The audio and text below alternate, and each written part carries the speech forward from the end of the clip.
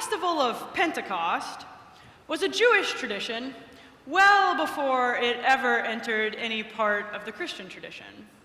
And it was a holiday that celebrated the giving of the law to God's people, the Israelites. And so in our passage from Acts today, all of these different Jewish people from all across the East are in Jerusalem to celebrate the holiday.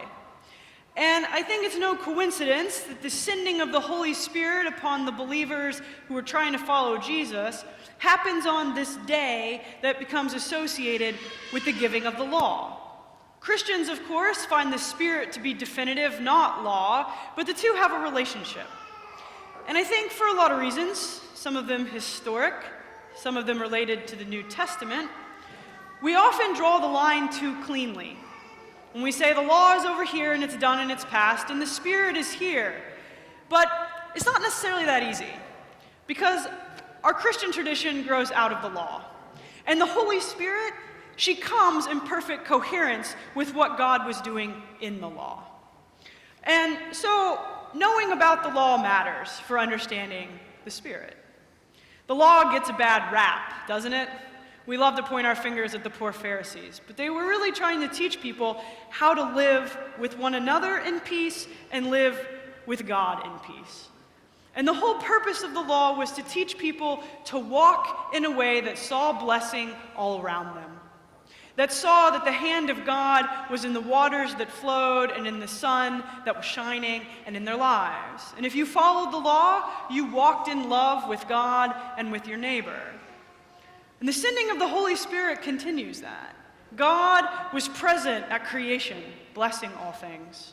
And when the Holy Spirit's poured out into people's hearts on the day of Pentecost, it gives us the ability to see our own internal blessing of God, that we're beloved of God.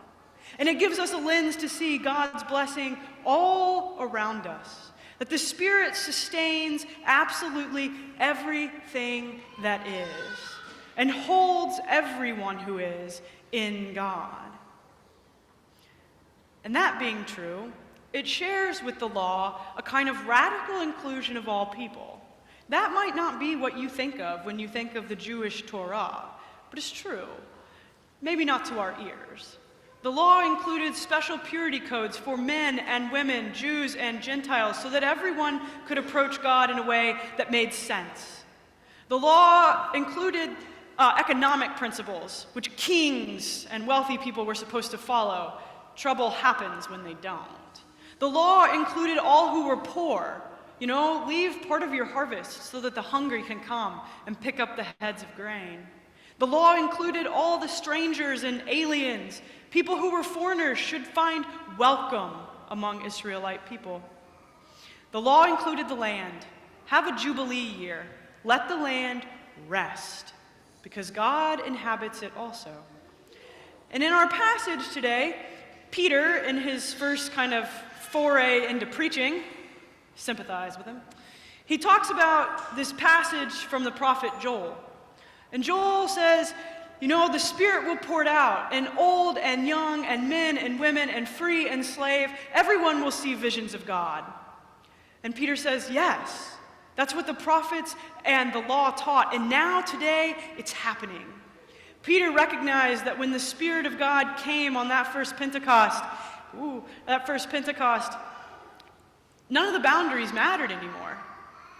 See, people used to draw the boundaries around men and women, around who was slave and who was free, around who was young and who was old, and Peter says, no, the Spirit's poured out on all with equality, and that hasn't changed. The Spirit is poured out on all people equally. Everyone is equally beloved of God. No one is excluded from the flow of what God is doing. So wherever we might draw our boundaries, we're not drawing them in accord with God. There are no boundaries. God's Spirit flows out on men and women, on people who are cis and people who are trans, on people who are housed and people who are unhoused, people who are educated and uneducated, people who are black, brown, white. It doesn't matter. The Spirit of God is poured out and holds everybody. And the thing about it is, that word outpoured in the Greek actually has this deep meaning of like a kind of gushing forth. It's not just like God pours a little, it's like a lavish flow. That God outpours God's Spirit lavishly on all of humanity. No one's exempt. When we come here today and we're going to celebrate baptisms of beautiful children and a 20-something, and it's wonderful, and some of us who come here are baptized.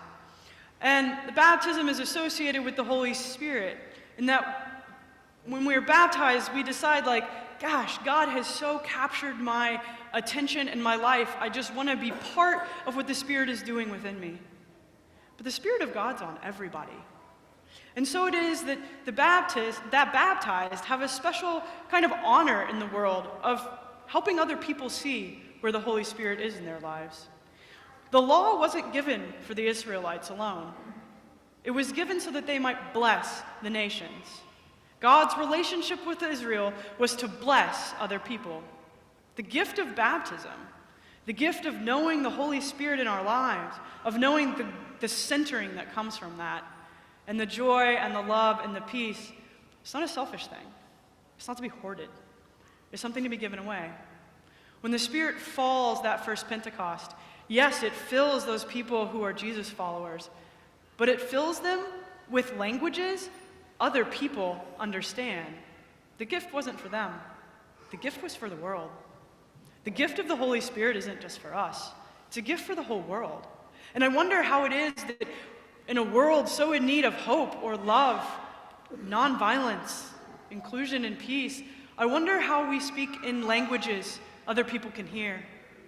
What language of the Spirit can we speak in ways that people can understand and know that they too are in the deep, flowing, gushing, lavish love of God? And Pentecost, it's not a one-time event. Yes, it happened once that the Spirit came, and we record it in this story in Acts. Also in that story in John, there's 2 moments the Spirit comes. But it happens all the time. The Spirit is always upon us. She's always filling us with wisdom and insight, with love and compassion for ourselves and for others. May God give us grace to know ourselves in the lavish flow of God, to know ourselves beloved children of God. And may we not hold back. May that truth and that love and that joy flow forth from us, overflowing lavishly into the world, that people might know they too are in the flow of the Spirit, that they too are absolutely beloved children of the one triune God.